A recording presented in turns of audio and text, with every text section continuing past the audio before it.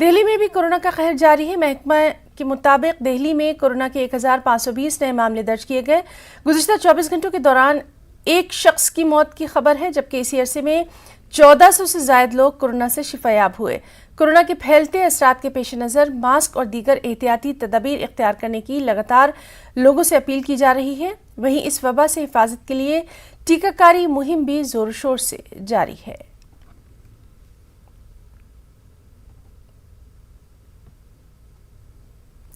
آج یوم مزدور ہے، یعنی لیبر ڈے۔